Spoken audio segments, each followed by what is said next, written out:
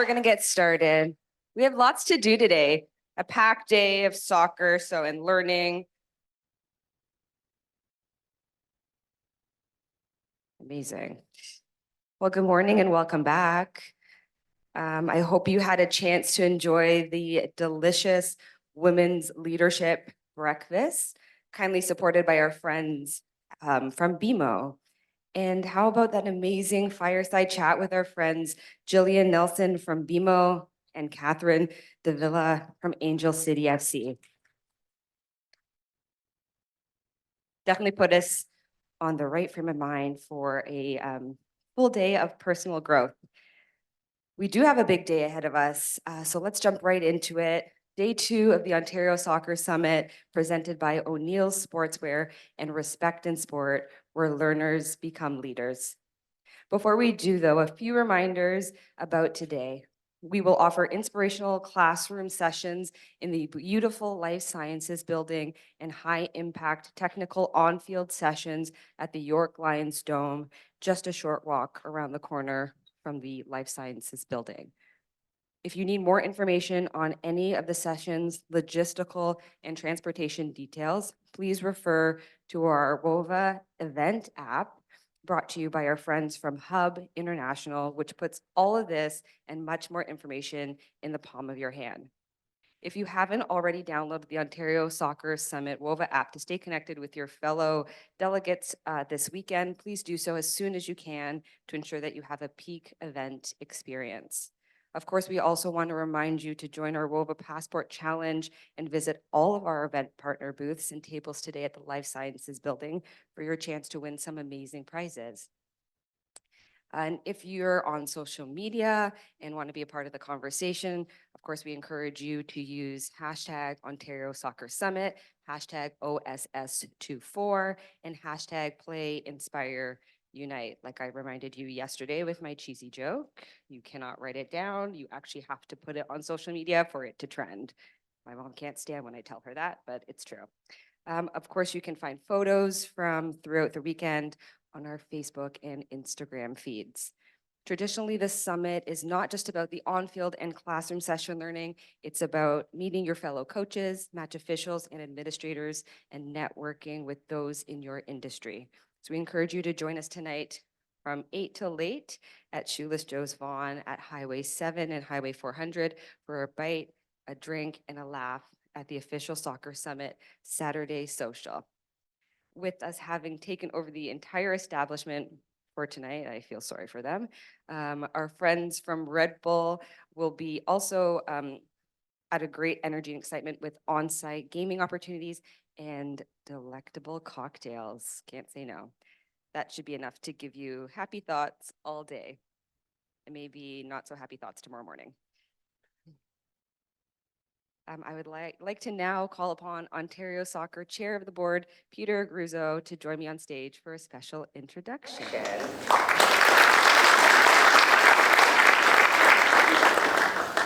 Thank you. Good morning, everyone. I'm delighted to be here with such a prolific group, I can see, of soccer leaders. In the last 12 months, it's been a special time for Ontario soccer, especially on the partnership front. We're fortunate to welcome back one of our premier partners, Circle K, back to the fold, and we're really proud about that.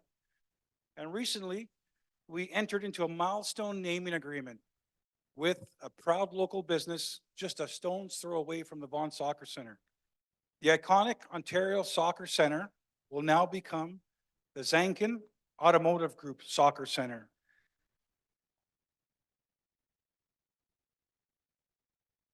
To add to these tremendous successes, earlier this week, following a rigorous, highly competitive domestic and international selection process, Ontario Soccer announced O'Neill's Sportswear, a leading supplier to the grassroots globally and to organizations and professional clubs around the globe with over 100 years of experience as our new official apparel and equipment partner.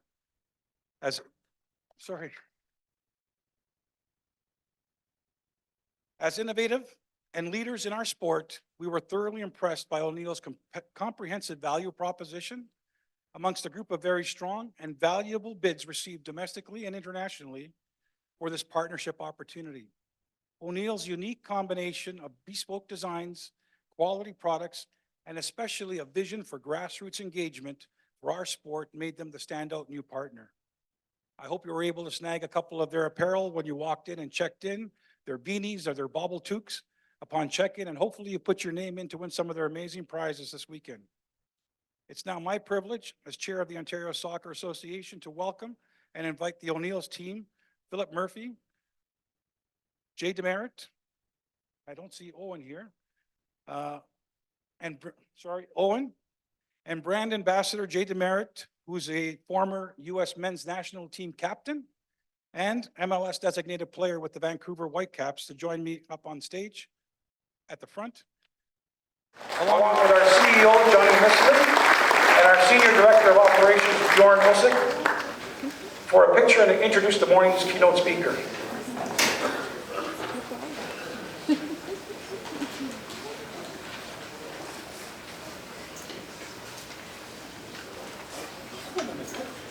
The rose between the thorns.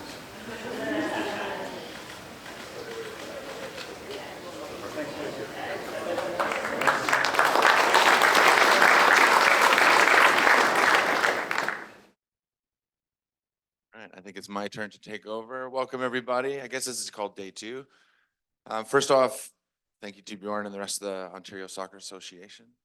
Obviously, anytime you get a lot of soccer minds in one place, it's a valuable experience. It's incredible to, especially as ex-players, as someone who got to captain teams in both the Premier League, the MLS, and represent countries in a World Cup. It's important when you see that view of soccer in a macro view to kind of come back down to the micro view, and that is local soccer grassroots communities that all come together for really the development of the player. And that's kind of what this morning session is about. It's about grassroots development.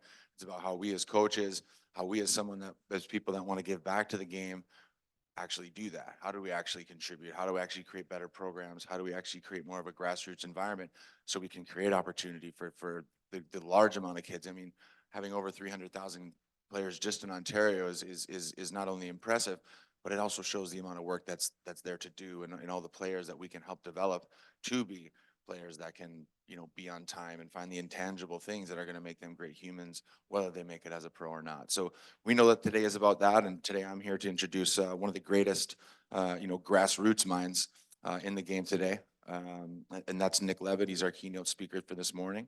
Obviously, being in grassroots myself for many years since I've been done over the last 7, working with O'Neill's, an incredible brand that has been around for 105 years. It's not the surf brand. They don't make board shorts. They probably will. But this is high quality Irish goods. I've been to their factories in Dublin. This is a company that's been around forever.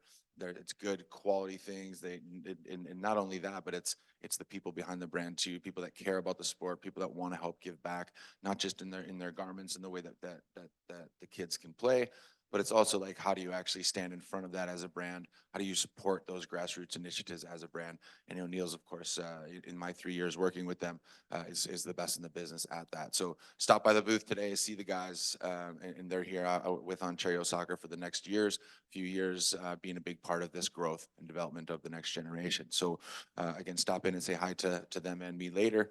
But today I'm here to introduce Nick Levett.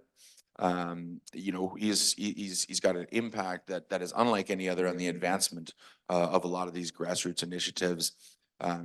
He's been helping people maximize their potential in sport, and he's also the architect of the long-term player development introduction. So that started in the UK. He's now working as a consultant in the space of player development. He creates pathways towards growth and success. And his knowledge in sport, coaching, performance has taken him all around the world, from Finland to Dubai. Again, seeing all of these systems all around the world that people are doing, and he's turned into the expert of that. And so today, Nick will be sharing his insights on the development around the game, followed by a panel discussion about what exactly the long-term player development 2.0 is about. So please join me in giving a warm welcome to the outstanding Nick Levett.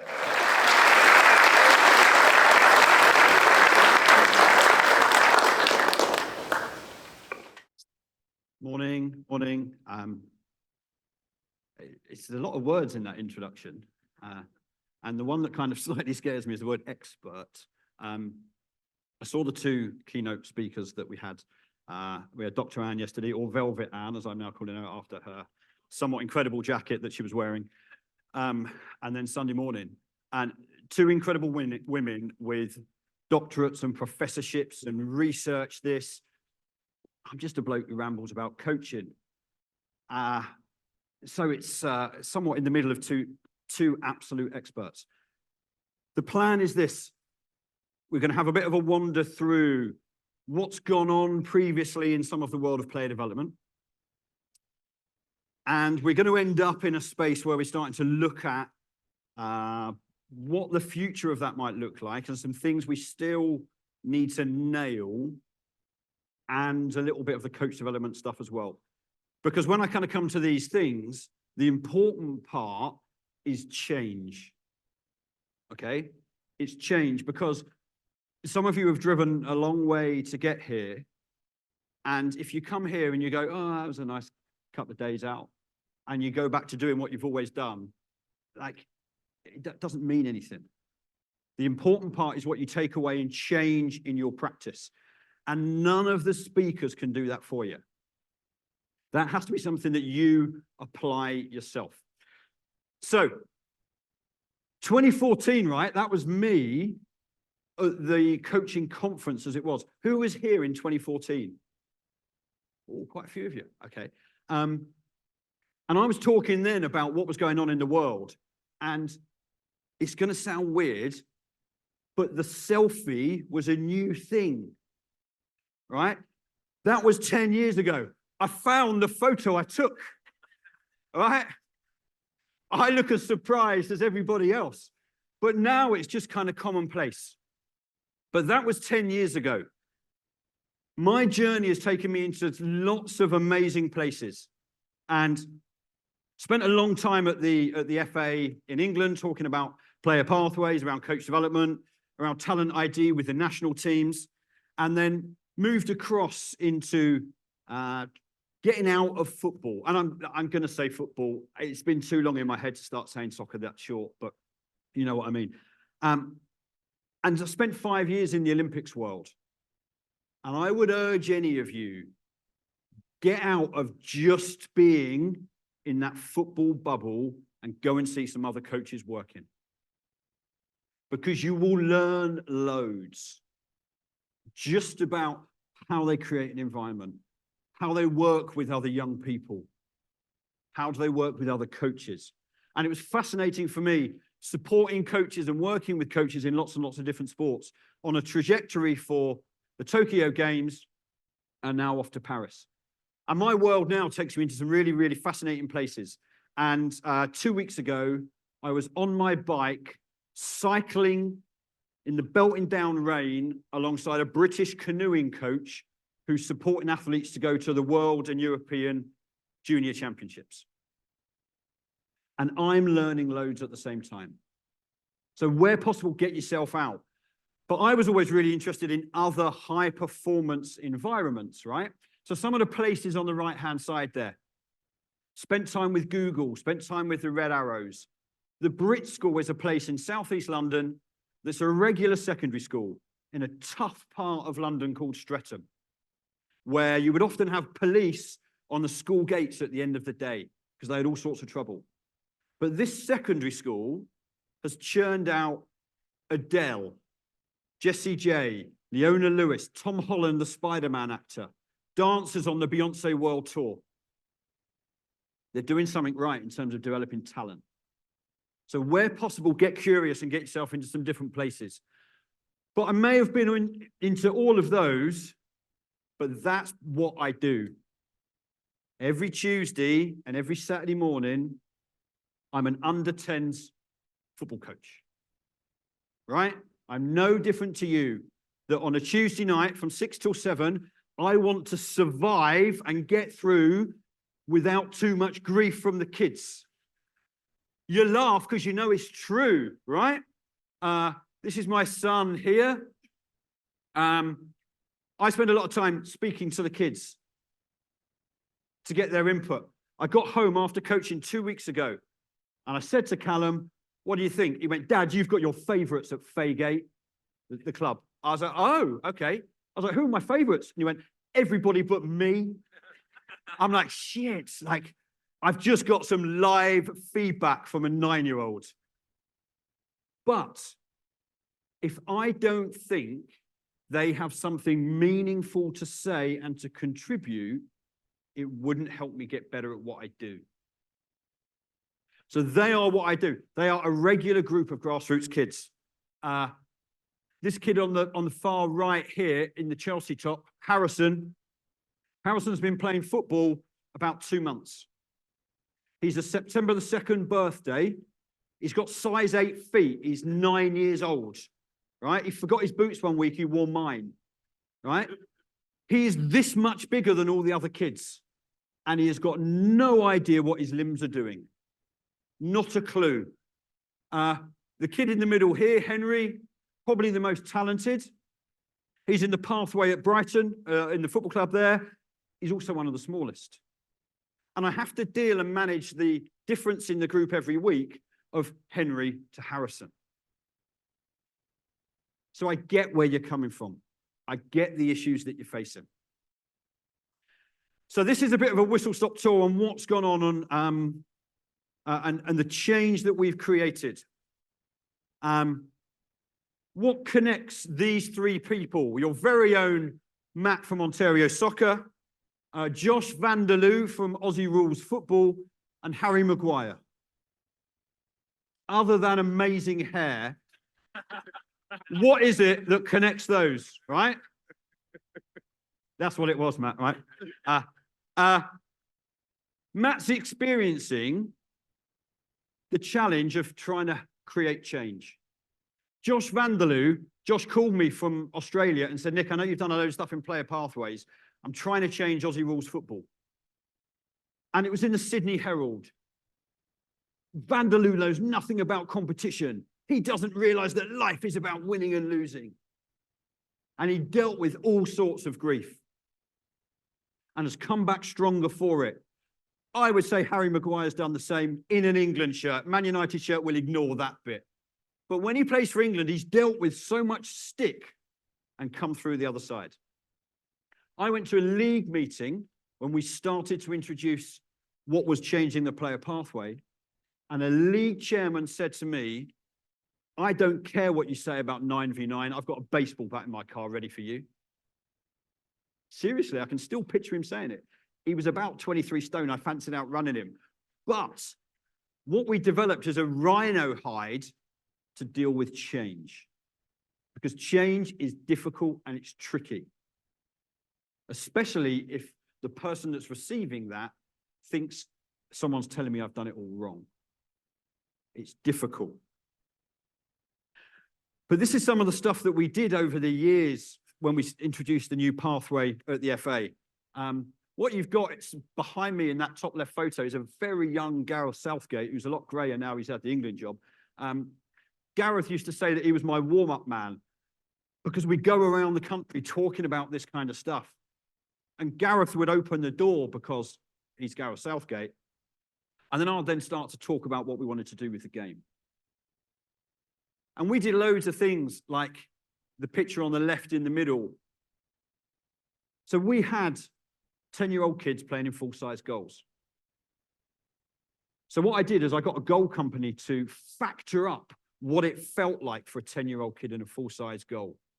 And that's me stood in that goal. That's what it felt like for that 10-year-old kid. And we did a load of filming, and at St. George's Park, I got the groundsman to make a pitch the same size as what it felt like for a 10-year-old kid playing on a full-size pitch. And it was the size of 4 football pitches. I watched a corner from the regular grassroots coaches, and they couldn't even kick it into the penalty box.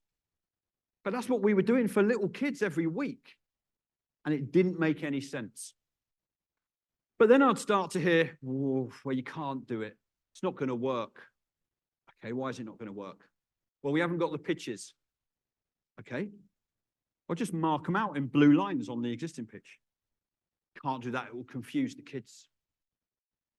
Have you been into a sports hall where there's 15 court markings down and you say to the kids, we're playing basketball today, that's yellow. And the kids go, all right, cool. Like the kids work it out pretty quick. And it's just about finding solutions to do the right thing. But we also had a PR campaign, and we used the national press, we used social media, and I got thrown up on the TV, but it was about supporting people with change. That's ultimately what this was about. But this was an example about why we did it, right? So this is a league just outside Manchester, the northwest of England, and they were early adopters. They were bought in right from the start. So that's what they had. Under 10s, 40 teams, 400 kids, 10 roughly in each 7v7 team. What they found was the 7v7 team would merge with another 7v7 team. So then had 20 kids, which was too many. So some of the kids would stop playing. And they ended up with 300 players. Literally overnight, when they brought in a new player pathway, they found that that group of 7v7 as one team stayed together, and they massively increased their numbers. So we weren't losing kids from the game. And that league, since 2010, and it had 100 teams across that league at the time, has got 1,000 teams in that league. Huge increases. This is the chairman. I said to him before I came, tell me about the difference it's made. That's what he said. But what do the stats tell us? So when we do some research about actions in games, what you can see there, it's pretty clear. Smaller formats give the kids more chance to do the stuff we want to help them get better at. It isn't a race to 11v11. Give the kids more chance to practice what we want them to get better at. For goalkeepers, same thing. They got a load of practice. Not surprising, smaller formats. There was no goalies in the 3v3, that's why there's no data on that. In the talent pathway, that's the girls on the left, boys on the right. Smaller format, increase the number of touches. It's not a race to the adult game. It's not. It's about helping them fall in love with the game to keep playing it for as long as possible. And we also changed the competition pathway. Okay? There's my son's team. Look how delighted they look about being given this. Look at Oscar at the back here, well pleased. That, in Oscar's world, that's a smile, right? Henry, not bothered. We came second to last in that tournament. And they got a trophy. And the kids come up to me at the end and said, why have we got this? We didn't win it. And I was like, I know. But we think, give the kids a trophy for turning up.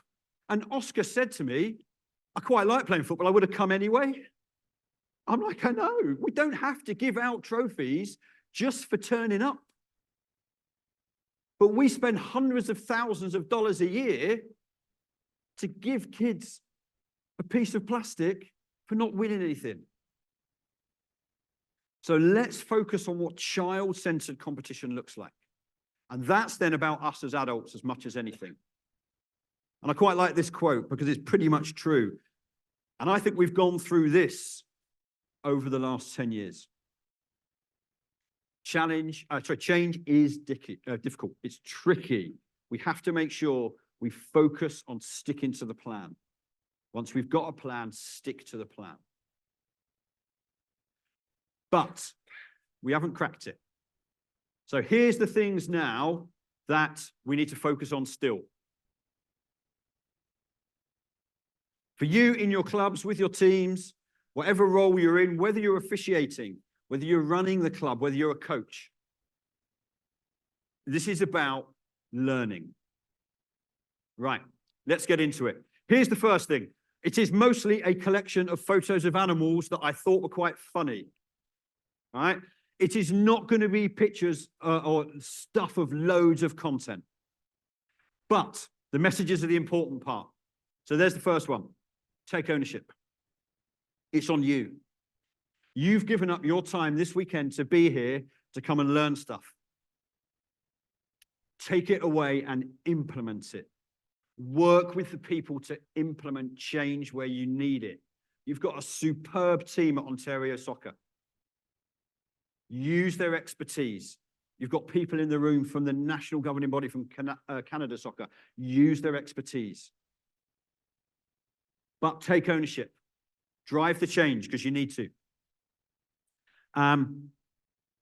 Whatever your role, get help from others.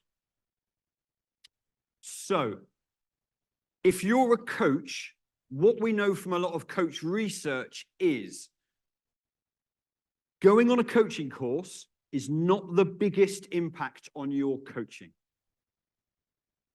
Getting out, doing it, practicing it, experiencing it will have a far bigger impact. But get somebody that can help you.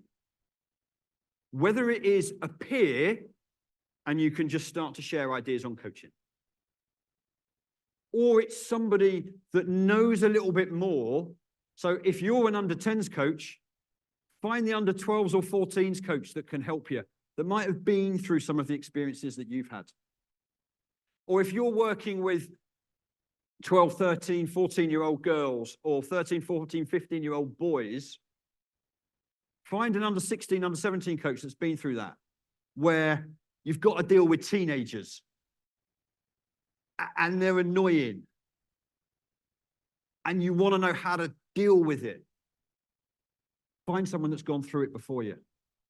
Get some help, get some advice. Create networks of coaches. One of the best networks I'm part of, right?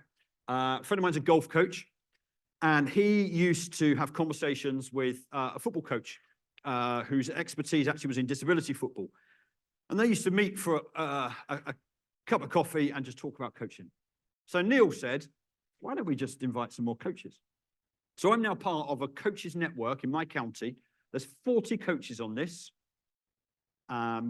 Once every few months, we come together, somebody brings the biscuits, we go somewhere and we just talk about coaching. And they're from all different sports. And it's brilliant.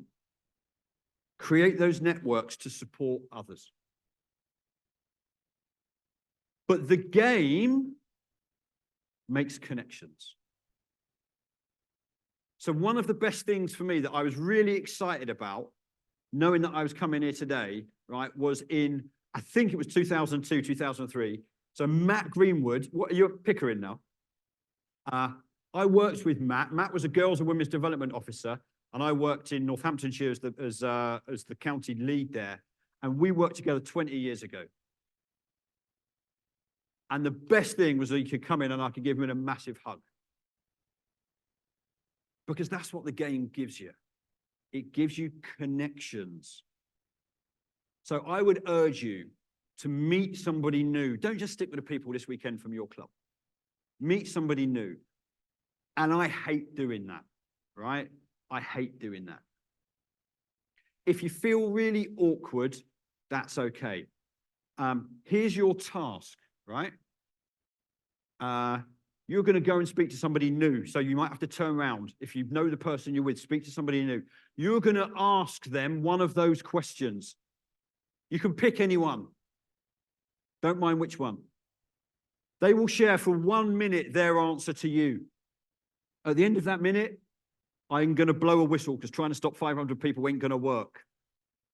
Then you're going to have a minute to share what you think on one of those. And then by the end of it, you might have met somebody cool.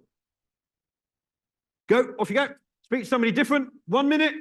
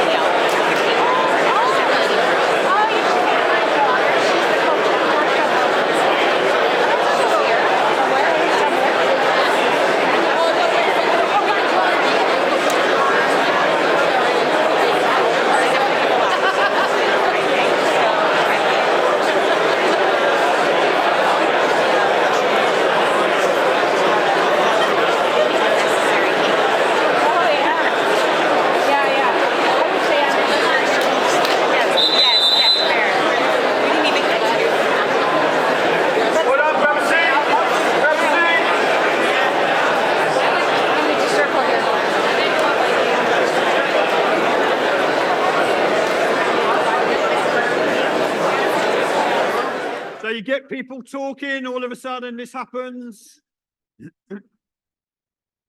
But it's the best thing about these events, right? It's where the magic happens. The little things that really wind you up. In our kitchen, right? We in the cupboard, we have a little thing that we pull out with the bin and the recycling in. I don't know why, but my wife leaves the empty things on the worktop above the cupboard you just have to open to put it in the bin. Don't know why she does it. Still does it. But hey, there we go. So, when you get to the breaks, go and meet somebody different. Use one of those questions. One of my favorite questions on those kind of things is, who's your favorite Steve? What's the best of all the cartoon cats? Anything but just start conversations. It's really important. That's what the game gives you. We still need to make sure we broaden how we judge success. Because success is not necessarily just the league table or the standings at the end of the season. That's one indicator. That's one indicator. We need to really broaden what that looks like. You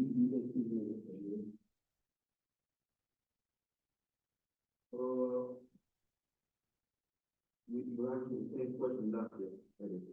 Okay. Do you get the promotion every year? No, right? So every year you work to pay them. Yes or no? No. Every year you work towards something, towards a goal. Right? Which is to get a promotion, be able to take care of the family, to be able, I don't know, provide the house for them or take care of your parents. You work towards a goal. It's not a failure. It's steps to success. Michael Jordan played 15 years, won 6 championships. The other 9 was failure. That's a failure. No, not you. Yes or no? Okay, exactly. So why ask that question? It's the wrong question. There's no failure in sports.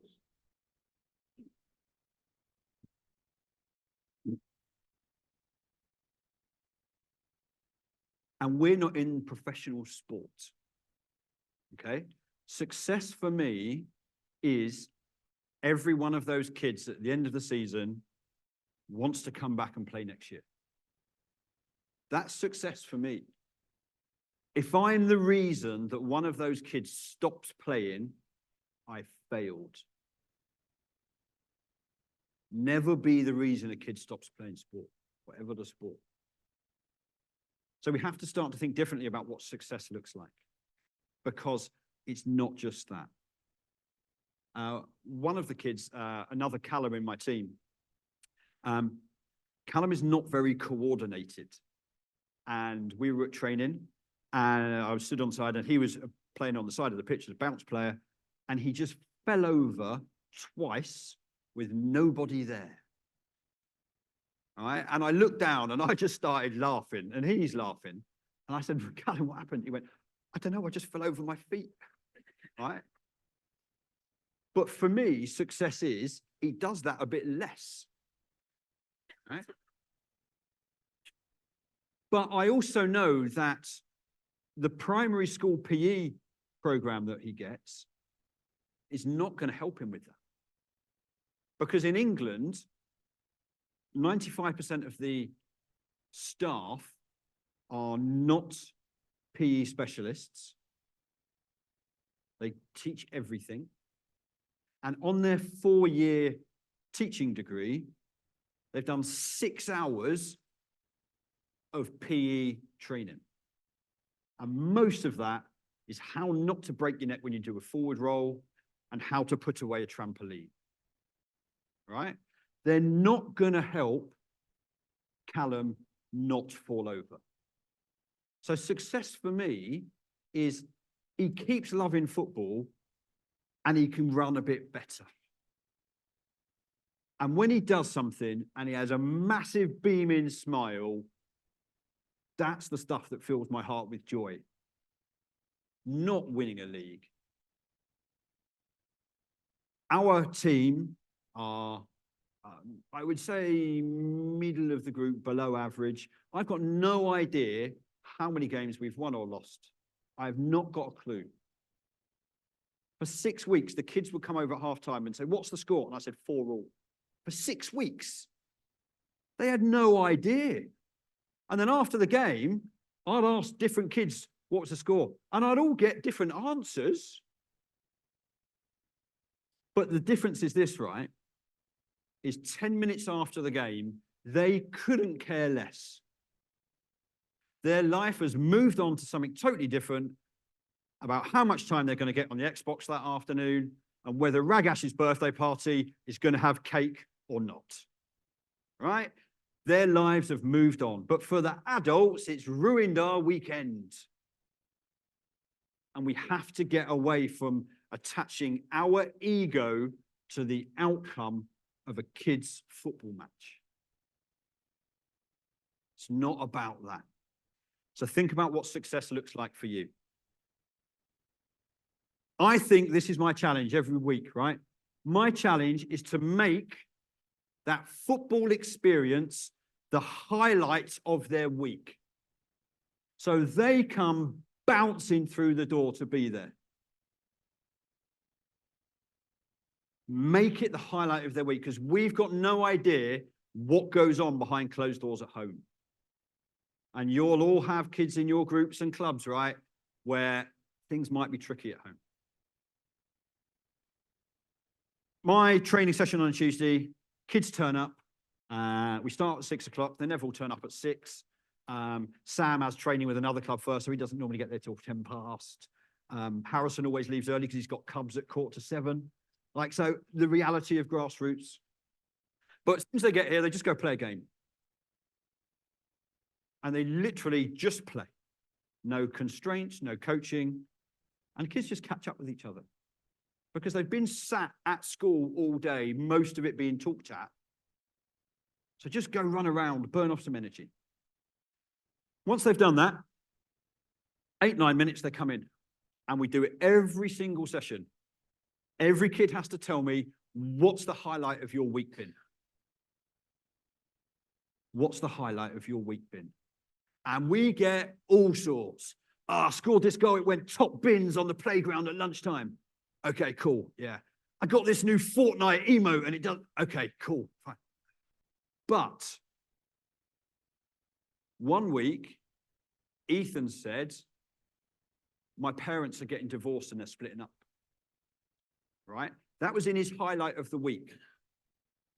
So it's not necessarily, in my eyes, a highlight being an amazing thing. It's what they want to share. Now, what that gave to me was a real insight into what might happen in Ethan's world in the next coming months. Dad was moving out. Dad moved back to his mum's. Dad had to find a place to live. Dad only sees the kids half the time. And I've never seen his mum because she doesn't bring him to football. So sometimes he'll be there, sometimes he won't. His behavior will be all over the place. But if I start battering him because his behavior is really poor, I'm missing the point. Because I've got a bit of an insight into what's gone on into Ethan's life. Isaac said one week, his nan's just died. And he shared that to the team. And one of the kids, Jackson, just gave him a hug. So nice. But what that does is it connects us as people. Because football is about bringing people together as families, as grown-ups, to help a set of young people grow into the world. The reality is they're never going to go and play like Jay, like Jason, at the top level. That's the reality, right? Because it's 0.0012%. And having worked in the talent pathway, I pretty much know my kids are going to struggle with that. But what we do is we help the kids grow into better humans, to be part of our community. But it's about adults coming together. Don't forget that. It's about adults coming together.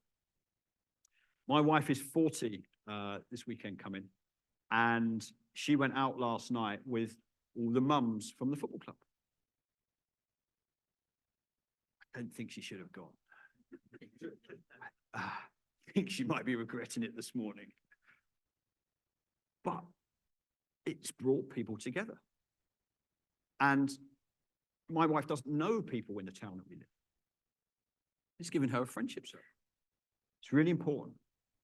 Make it the highlight of their week. And my wife is an elite sports psychologist. She works in high performance sport. She'll be off to the Paris Olympics with the GB women's hockey team. And her background is in lots of different sports. She worked with England football team and the Lionesses for plenty of years. And one of the best things that she's ever taught me is the statement that she uses a lot, which is curiosity before judgment. Curiosity before judgment. Because very quickly, we jump as adults to making an opinion. This has happened, therefore it must be this. When I was at the academy at Fulham, we had a kid who used to travel, Tyreek, from, this won't make sense to too many people. Jason, you'll get this entirely as a Londoner. He lived in Edgware in North London. He used to get the tube from Edgware to the centre of London to Waterloo. Then he would get an overground train from Waterloo down to southwest London. And then he would walk from New Malden train station to the training ground at Fulham. All on his own at 9 years of age. The most streetwise kid you've ever met. And he rocked up one week, and Mark, the coach that I worked with at the time, went, "Mark, Tyreek, you're late again." I was like, "Whoa, hold up, Mark, hold on. You don't know what he's gone through to get there. He's had to get home from school, do dinner for his little sister, do his homework, get 2 trains and a walk. Like, the fact he's here is a result." So lead with curiosity. Value what kids have to say, because they will give us all sorts of insight. Lean into those conversations. So the picture there, like what we talk about, kind of walking a mile in their shoes. The world is just as we see it, as we have constructed it. It's not what everybody else sees. So start to understand somebody else's perspective. And what we know is that the environment influences the people around us. I reckon I could watch a team play and I would know how they're coached. And quite often you'll see teams, certainly at the younger age groups, or certainly, and then into the teenage years, flying around, crashing into people, being a nightmare. What the coach is like on the side of the pitch. Modeling that poor behavior. And I'm sure you know clubs that you play against, teams that you play against, coaches that you play against that model that kind of behavior. So model the stuff that you want the kids to think about. And the whole world influences and shapes the kids. Okay? Last season, under-9s football, my son is taking a corner. He puts his hand up like this. We've never done set pieces.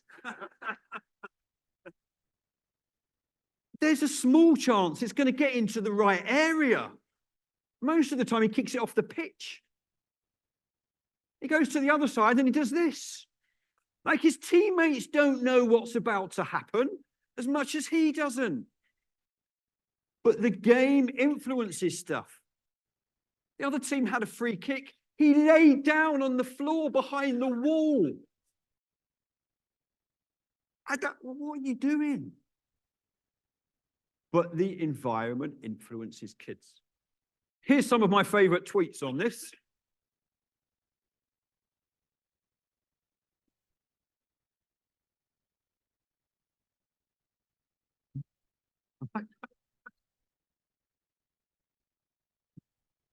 I was saying to Jason earlier, one of the kids at Fulham, he took his T-shirt off and he had "Happy Birthday, Mum" written on it, right?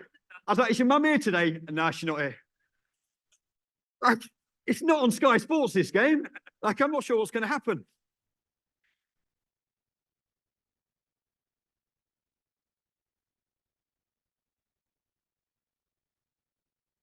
Yeah, probably not going to make a difference.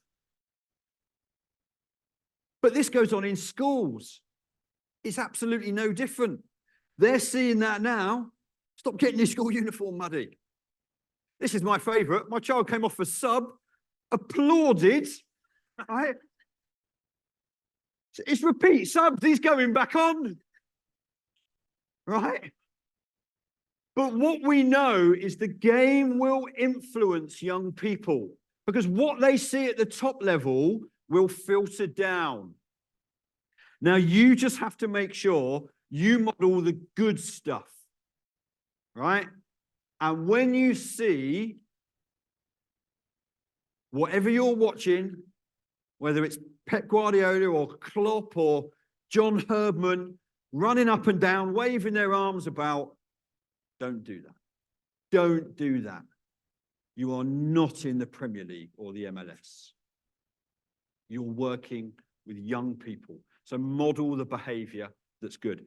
Because I think we have to start to think about the narrative of coaching as leadership. Okay?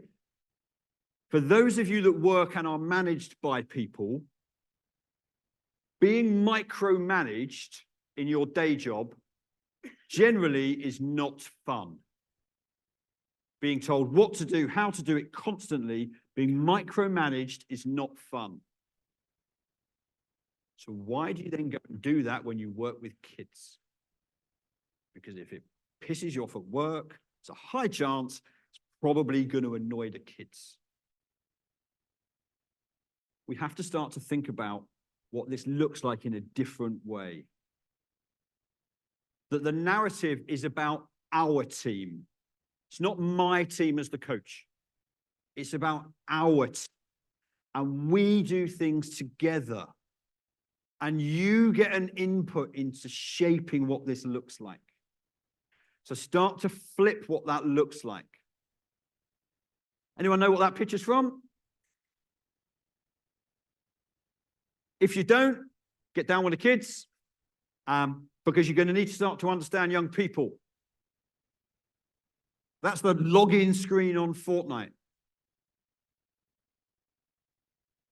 But you have to start to understand young people.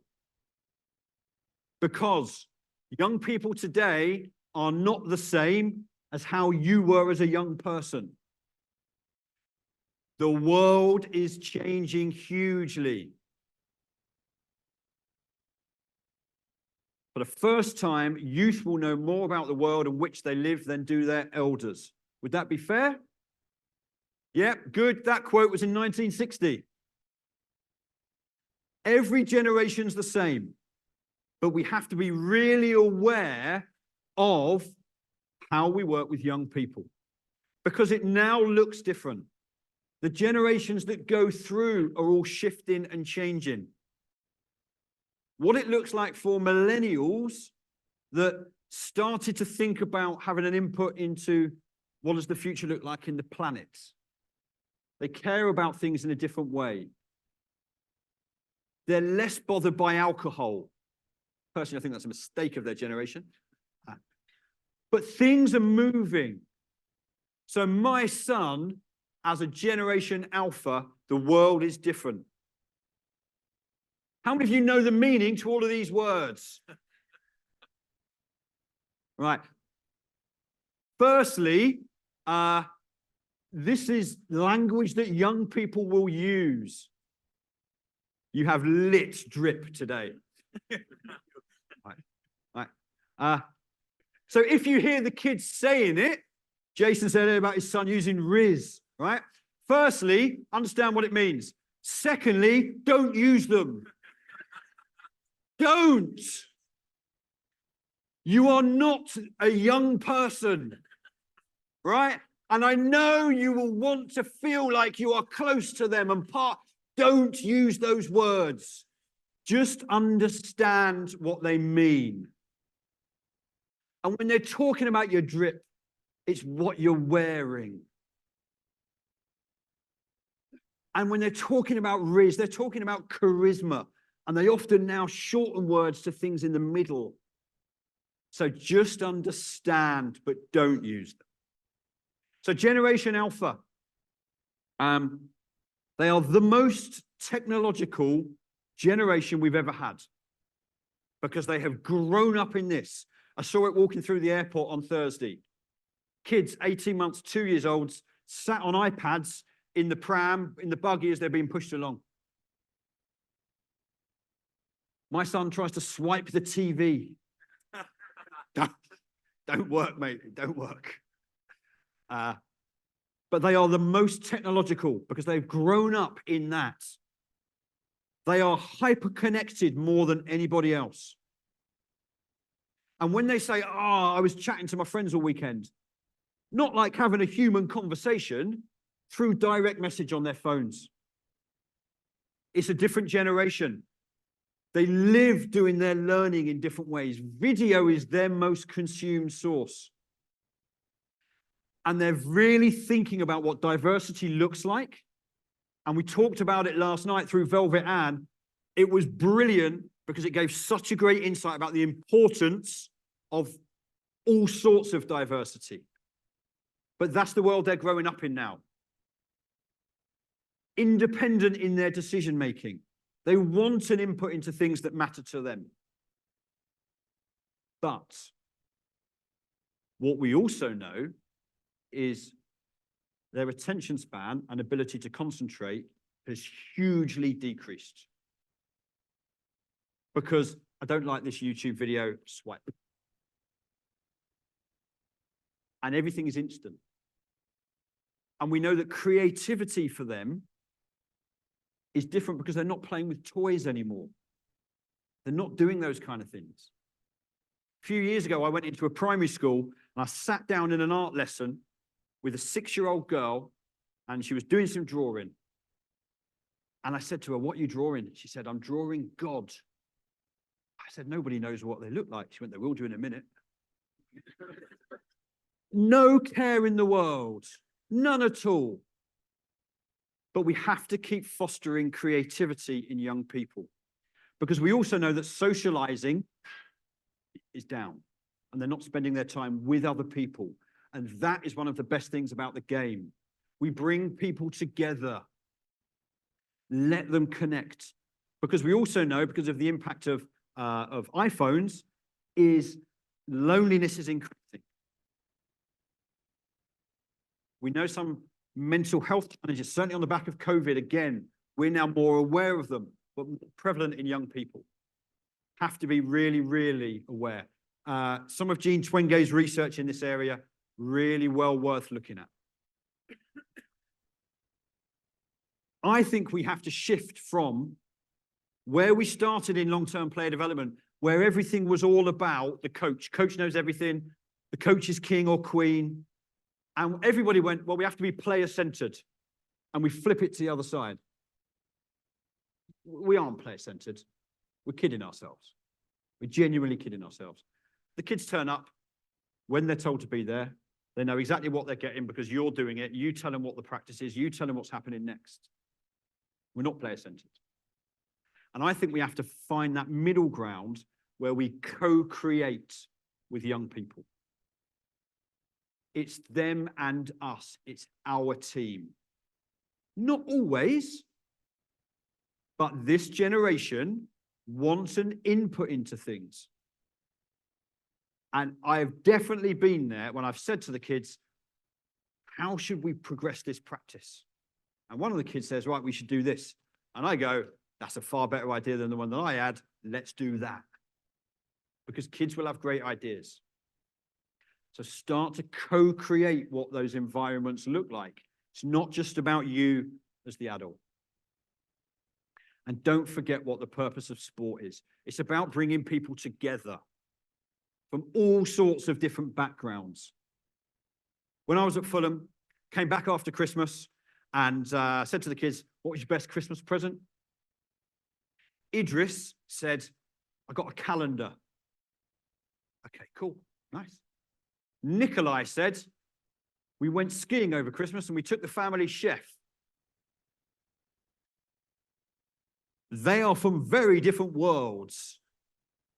But the best thing about the game is it's brought them together. So don't forget the purpose of sport.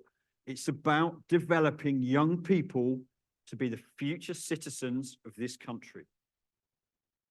And I was doing some work with this woman. This woman's called Kath Bishop, Olympian.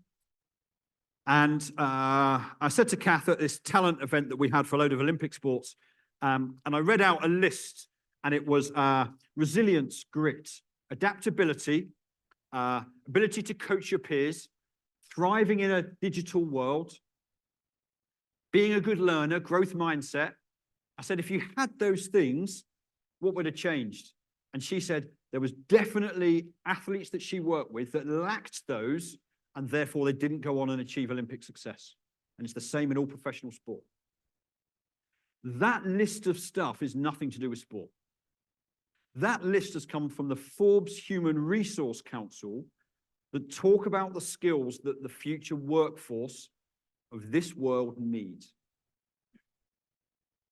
Now, we're really lucky because we can use sport to develop some of those. And I think this started 10 years ago. Think about the players a bit more, but it's still an area to focus on. Don't forget what the purpose is. Last couple of bits. As coaches, think about how you develop skillful players. I don't think that fox did a load of footwork in ladders and then run up and down that path, just jumping, like trying to get the right height to get in that. I think that fox has gone, something in there smells good. I'm going to find the way to get in there. So the problem has been posed, and that fox has found the solution. I don't think they've done unopposed drills up and down the side, trying to develop the skills before they're allowed to have a go at what they want to try and do.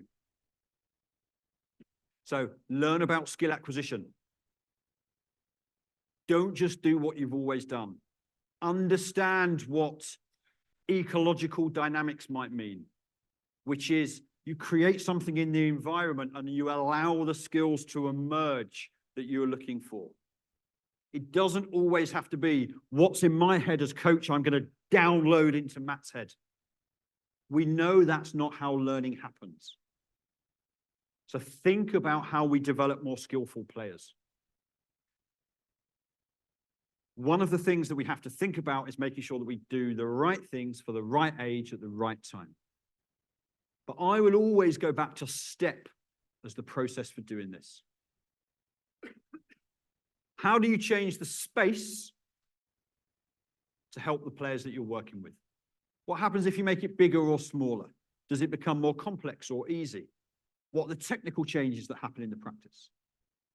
How do we change the task? What happens if we change the challenge for the kids or the players that we're working with? What happens if we change the equipment?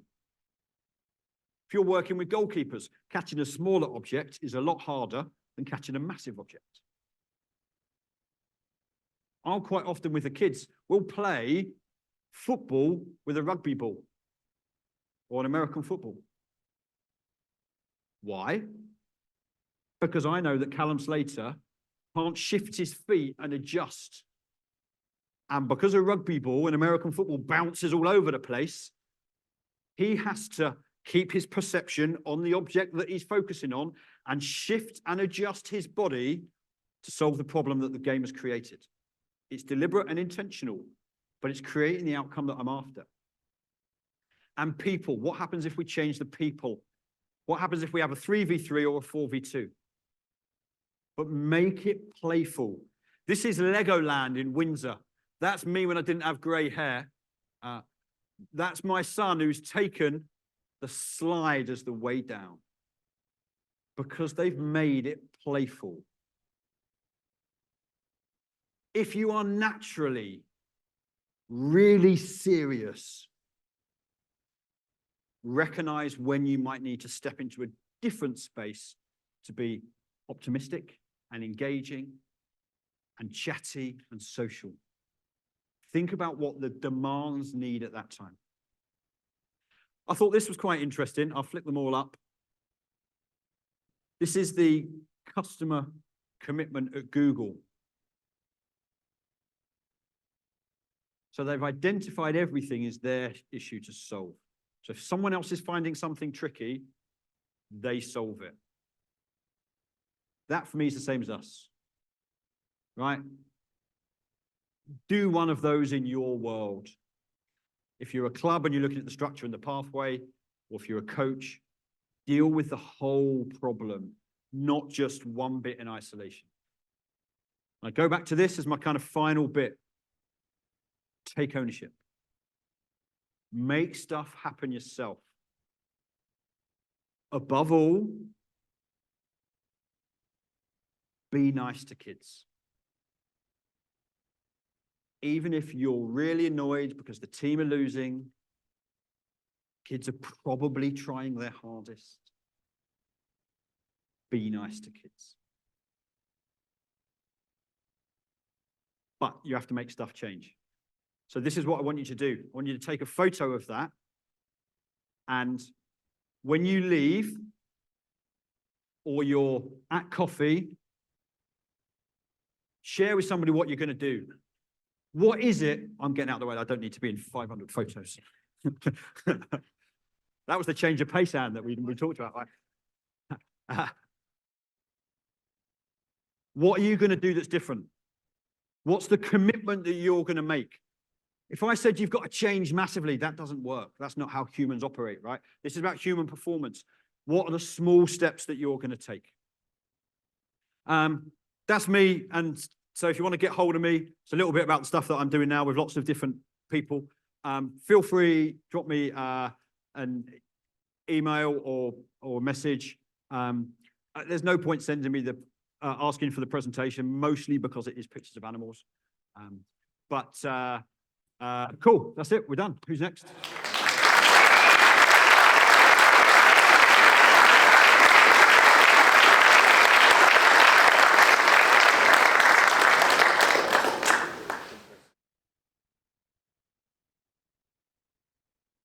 Thanks, Nick.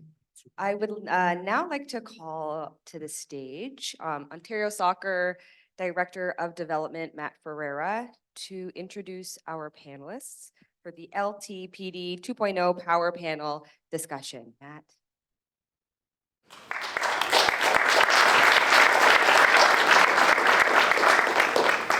Thanks, Chelsea.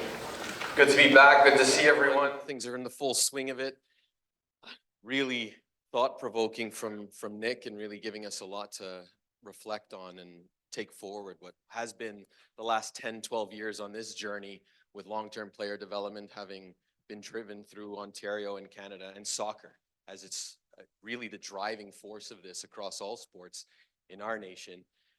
But now we're going to get into some other things with some of the great speakers we have lined up. So I'm going to shift gears, and with us today we have someone who's had a storied playing career through the different leagues and ranks through the UK, as far as the Premier League. And he's now since gone on to do some philanthropic work, and also the last 7-8 years with FIFA, and now the chief of football development at CONCACAF. So give a warm welcome to Jason Roberts. Thank you. Also with Nick and myself on the panel, starting his career with probably what seems like a long and distant memory was the Toronto Lynx. And since that time, moving into different roles and administering the national teams of Canada Soccer, an 8-year stint in various hats at Saskatchewan Soccer after leaving our great province, but I know he took it with him in his heart. And now, as the interim director of development at Canada Soccer, a warm welcome to Dave Nutt.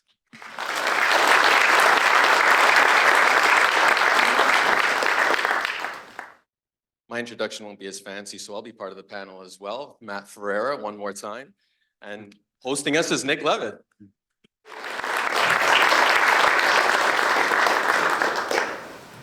We'll go with Matt, great hair. That's what we'll go with. What are you saying? I'm feeling attacked. It's like a before and after, isn't it? It's like, It's my future. yeah, absolutely, yeah. Right, so the plan is this, really. I'm going to just start the conversation. We'll go through a bit on player development, a bit of coach development. Jason will be thinking big picture in his world, systemic, organizational, some of the things that he's seeing across the whole of the region.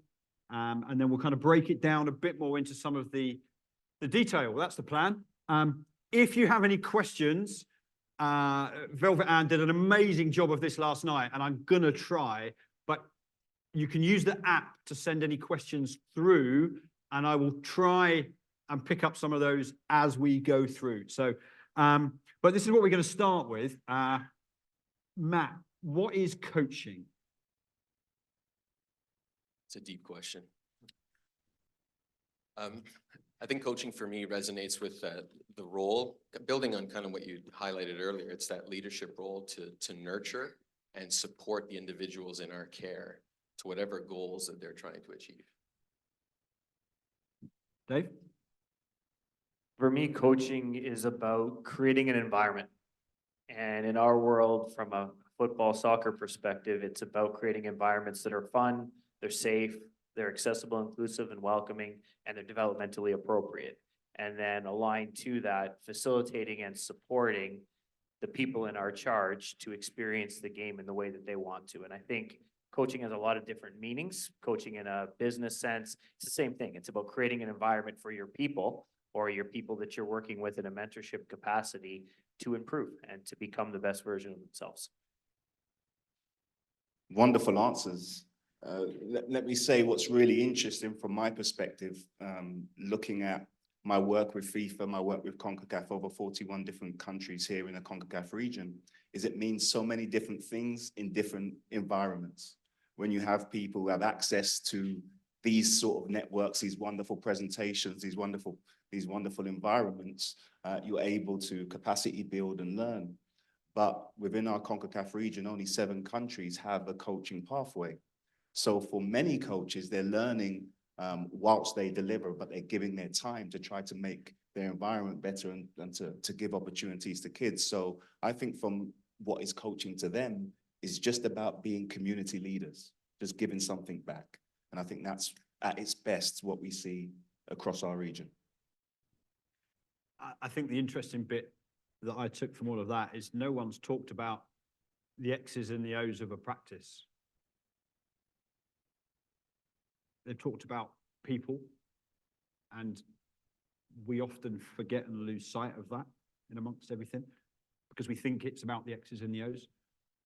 I think the reality is that you could go onto Google and put in soccer practices and you'll get 4 million hits, but the skill of coaching is that relation bit that you create with others, 100%. So then for you in your role now at CONCACAF, what does a really good player development experience or pathway look like?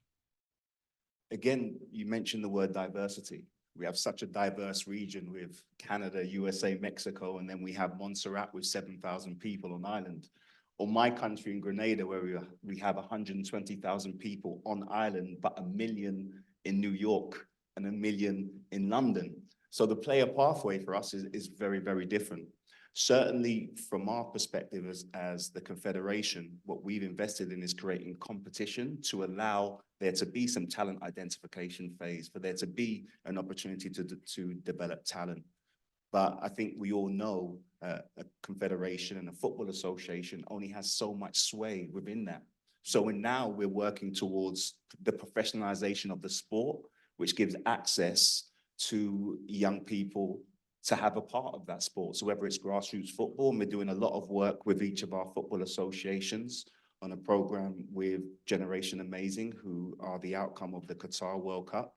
And this is utilizing football as a vehicle for social change, using government support, using our football association support to make sure that people are getting access to it. Because whilst we may be talking about the elite level or grassroots or women's football or young boys football, the reality is for majority of young people in our region, they're not getting access to the sport. And that's the challenge that we're trying to address holistically. And Dave, what about you from a national governing body perspective? I think for me, what our big focus on right now is meeting, especially young people, where they are and where they want to be. So it's about creating an environment for children that they want to be a part of. What we've done traditionally is we've decided, you're an early developer or you're a strong player, you've played a little bit longer. So you're going to get a good coach, you're going to get a good training environment, you're going to be on the field 2, 3, 4 days a week, and we're going to give you an opportunity. You next to them may have an equal amount of passion, may want to train, but sorry, you're not very good right now. So you don't get a training environment. You don't get a good coach. You can only play once a week and maybe get a kick around on the weekend. So we create a situation where we really struggle to provide opportunities for all. And then we get to your point earlier, Nick, on the league structure. Now we get to 13, 14, 15, we need 16 players or 18 players to field an 11-a-side team. And we look around and go, well, we only started with 12. We've now got 8 left, and that's not enough for a team. So for us, I think what we're really trying to do is create as many really good environments for people to experience the game as we can. And then when you're there, create those connections, community connections, coach to player connection, player to player connection, where you want to stay involved. And to your point earlier, there's a great saying that young people in particular, they don't care how much you know until they know how much you care.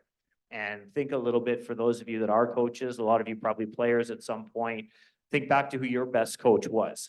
And I would bet you dollars to cents that the person you're thinking of, it's not because they were great in the 4-4-2. It's because they made you feel special. They made you feel supported. They made you feel a part of something. And that's probably a part of why you're here now. So can we create those environments so that more young people have that experience? Because I know why I'm up here. I think why my colleagues are up here as well. Probably why all of you are in this room. So when we are, long gone and our Riz is worn off, then there's going to be people here. Stay away, stay away. You were warned, stay away. There's going to be people replacing us in this room because of the experiences that all of you gave them. And to me, that's a powerful responsibility, but also a massive opportunity for us. So then, for club level, what does great player development look like, Matt? Tough act to follow after Jason and Dave's responses, but diving deeper, I think it's building on some of the social change aspects that Jason talked about. Our sport needs to continue to be accessible. It needs to be diverse. We need to make sure that we're making it possibility for more kids to play, and that leads into where Dave's discussion on the environments are going to be critical and going forward in alignment with some of the initiatives coming from our governing bodies throughout the various levels. The coaching convention coming online, empowering not just the frameworks, but then how do we go about doing this? How do we leverage the knowledge that exists in the networks across our great sport?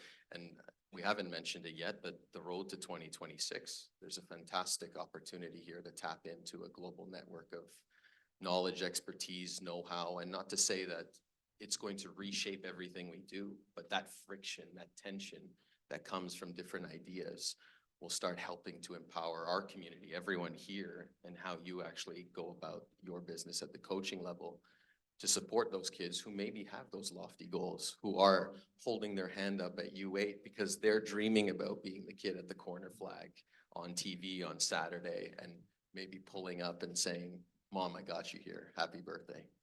I'd just like to add to that point, because you mentioned grassroots coaching and standards. And I think, again, without getting to talking about a confederation and talking about the wider impact, is that the support that we've had from here in Canada in regards to our work towards getting a CONCACAF coaching convention so that we can regulate and manage and promote and better develop coaching across the whole CONCACAF region. I mentioned earlier that only 7 countries, Canada being one of them, have a coaching pathway, but for majority of the countries in our region, there is no access to coaching education.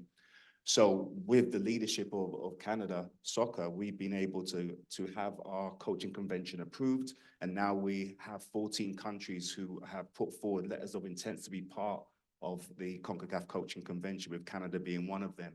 Now, what this will do as an impact, it will allow coaches to have mutually recognized accreditation that allows them to be able to work and be recognized throughout the CONCACAF region and hopefully move forward. You would have all hopefully heard of coaches who have qualifications from other confederations. We, I believe, have something to add to that. So with our coaching convention, the hope is that the opportunities for coaches here in Canada will be able to travel and be recognized as accredited coaches globally.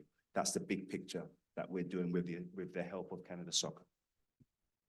And Jason, and to add as well, like that's the formal frameworks, and to kind of, I guess, attack your question more directly, Nick. We have the formal education pathway, but so much happens outside of those frameworks, and this will be a huge future initiative, I think, in Ontario and even in Canada, across the country in Canada, is how do we support clubs to drive maybe the semi-formal mentorship that's required within your coach development managers, your technical directors. How are they working with you on the Tuesday night, on the Thursday night, maybe coming to your Saturday or your Sunday match? But then even the informal, how do we formalize that, make that more of our staple? We're going to make this really Canadian, the Tim Hortons to talk about the match or how we're going to develop the player. That's something that I think if we can capture that and really build on that, that'll set us up for the next 10 years going forward. Yeah, 2009, I think it was, I was sat on Brighton Beach with a colleague of mine, and we were talking about grassroots coaching, saying, right, how do we really help grassroots coaches? We had 35,000 people going through a level 1 every year, but we weren't really helping them. And out of that came a national mentoring program where I went to the Sport England, our kind of government body for sport, got a load of money from them. Me and my colleague went off to Finland, who had a national mentoring program. We took a load of lessons from them, and we came back and put in a program to support grassroots coaches. That was 2009, it's still going today, where a mentor would go into a club. Our clubs in the UK are a lot smaller than some of your clubs, but they would then give 100 hours of coaching support to that club. And they would just go and work with one of the coaches. And it's a bit like what we were talking about earlier on, that what grassroots coaches didn't want, they didn't want a level 4 professional coach, UEFA A license, coming in and working with them, because the reality of their world was too far removed. What they wanted was somebody like them. And Anne talked a lot last night about the people like me. And that's the same from a coach mentoring perspective. They want somebody like me that has a little bit more experience, that can give me a hug and say, it's all right, you're doing a great job. And here's a few things to think about. But that's probably, that fits in that informal development part that's just so important. So for you as a coach, if you don't have anything nationally, where do you go for that? Make sure you create those networks of support in order to do that. It's really important. Dave, what are your great coaching deal breakers? The ones that you go, you must have these in your process or your environment. Great question.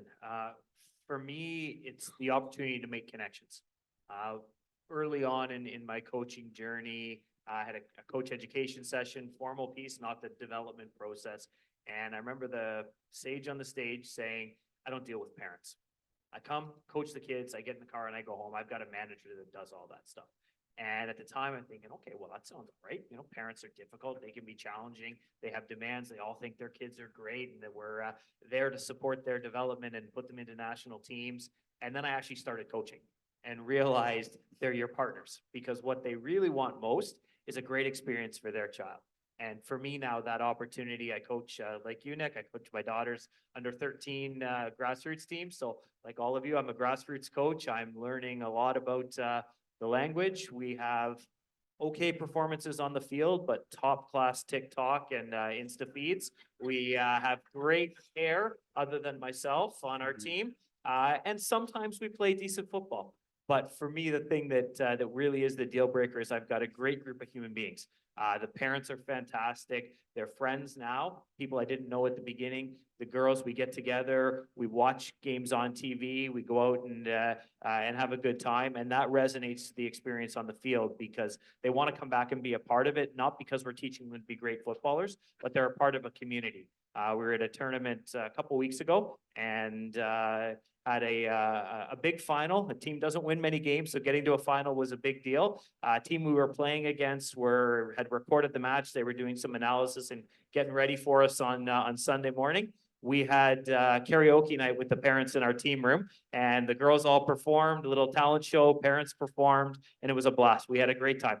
And, should have maybe done some match analysis because we didn't win the game on the Sunday, but the experience that we had that weekend is the thing that the girls are going to carry with them. The parents are going to carry with them, and it really sets the stage for us to have that group of 14, 15 girls playing together as women when they're 23, 24, becoming coaches when the time is right and they have their own kids, and creating that same environment that we've created for them to be able to carry that forward. So that ability to make connections for me is really the deal breaker. We need the opportunity to connect with people because that's what it's about. That's why we do this.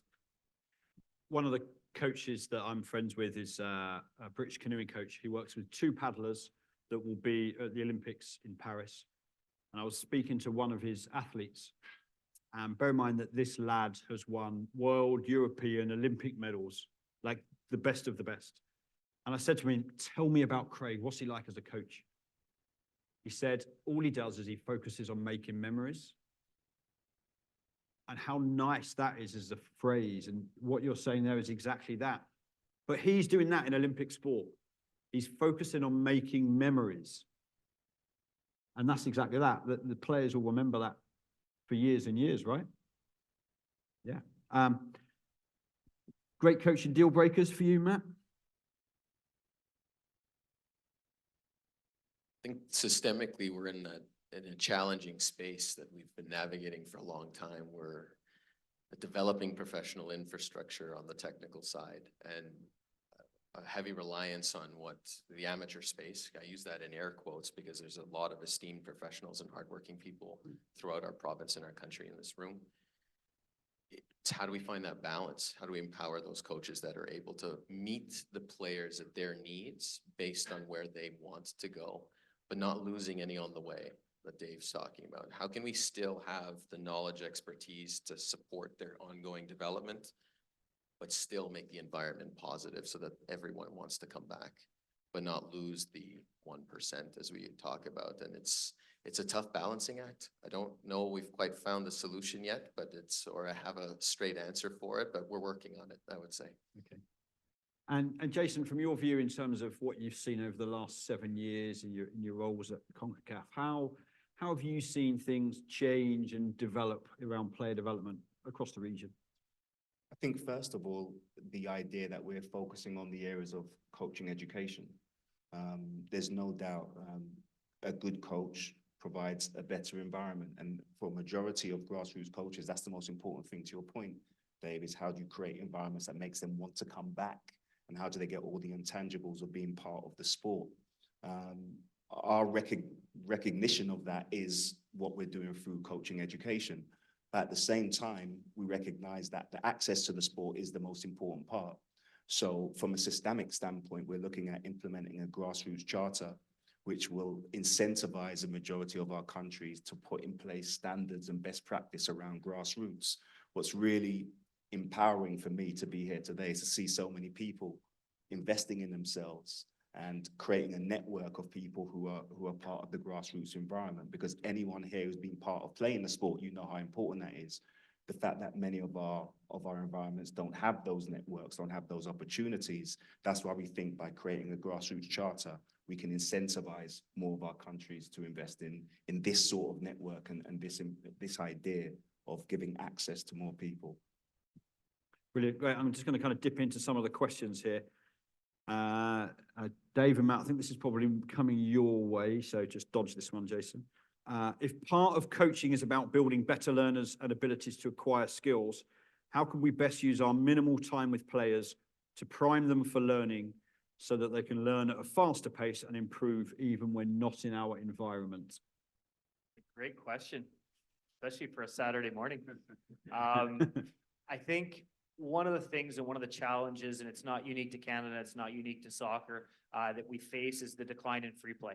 So Nick, you mentioned in your presentation, spending a lot of time on our screens, a lot of time, on the text with our friends, less time like we did when we were young, playing in the park.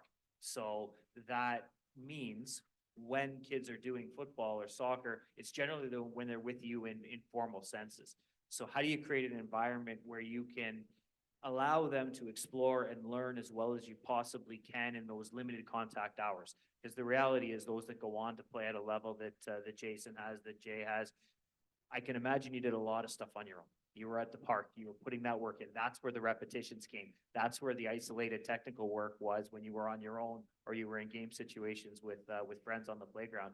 Because kids aren't doing that, we need to try to replicate some of that in our training environments. And I think one of the key pieces and one of the takeaways, and you had mentioned in your presentation as well, Nick, around constraints-based learning and ecological theory, this idea of creating games where kids can solve soccer problems.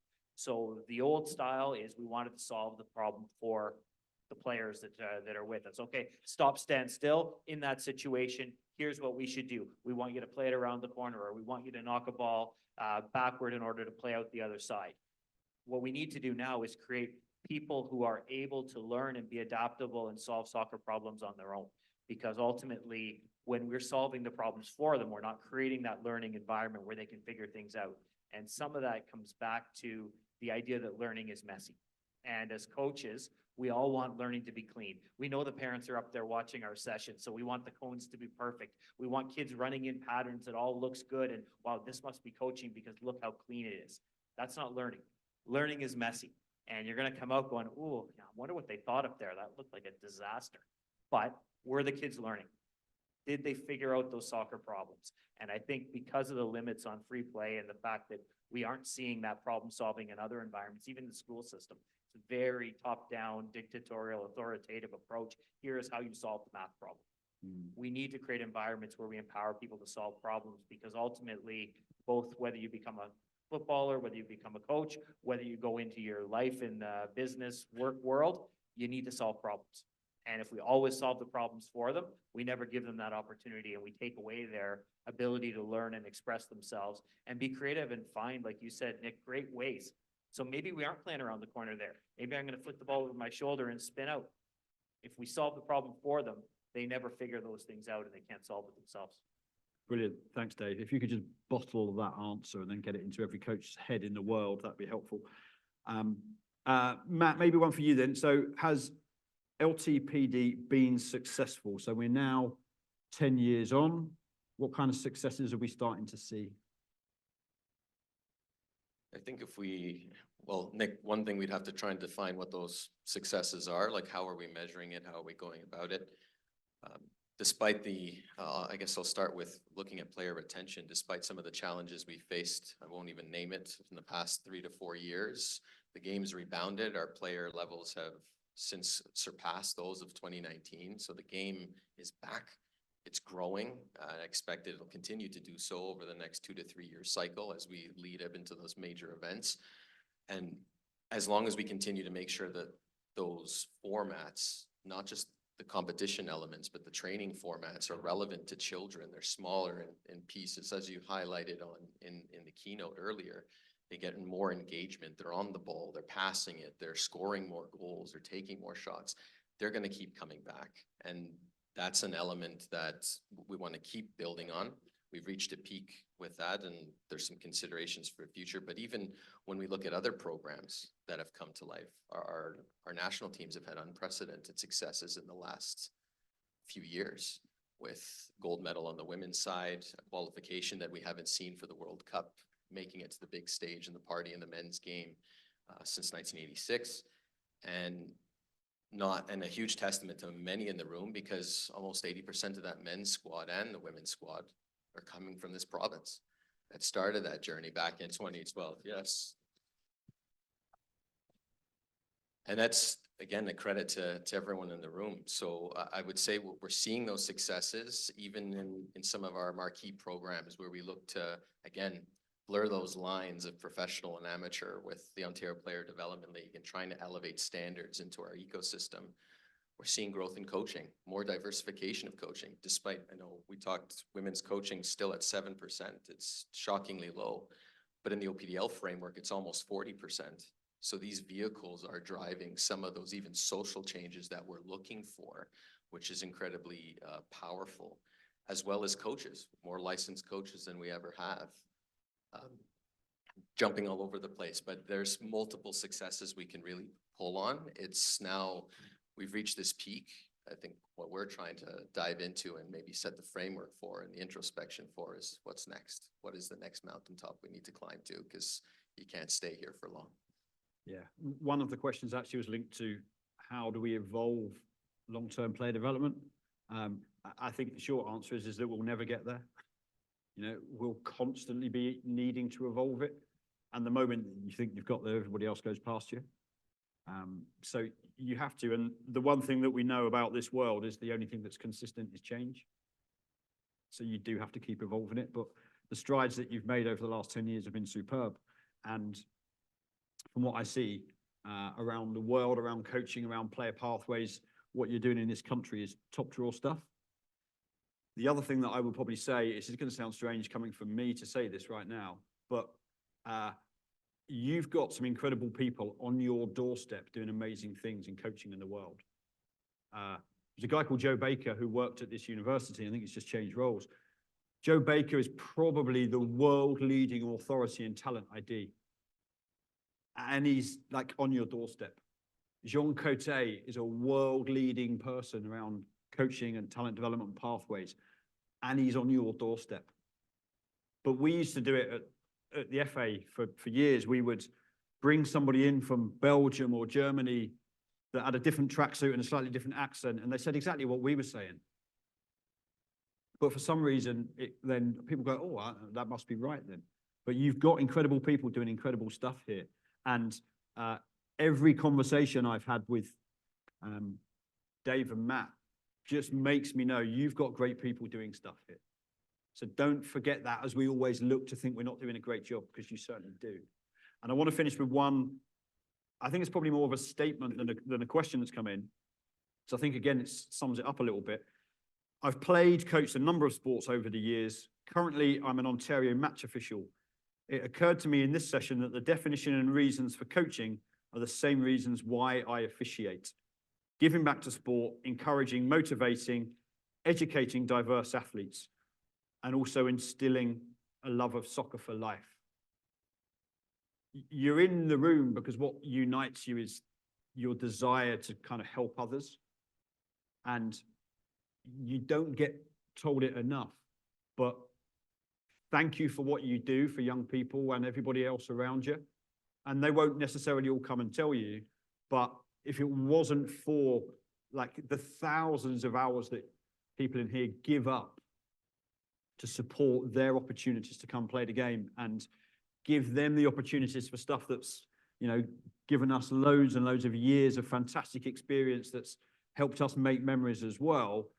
But if it wasn't for the people like you sat here looking this way, they wouldn't get that. So from them, thank you for doing what you're doing.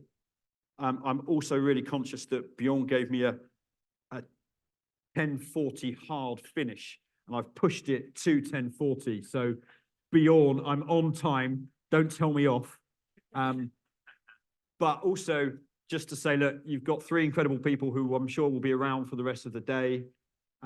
Please make sure you tap into their knowledge and wisdom and ask them lots of questions, including who their favorite Steve is. So enjoy the rest of the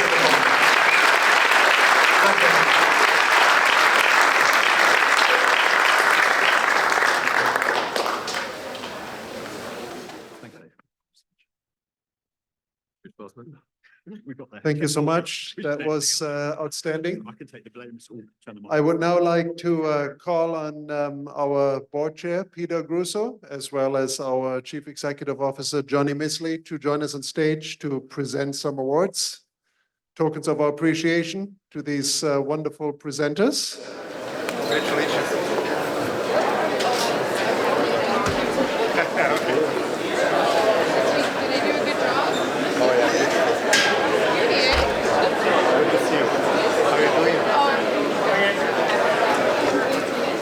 And seeing that Nick was so cooperative, we invite you now to proceed back to the lobby for the snack and chat brought to you by our friends at Hamilton Forge.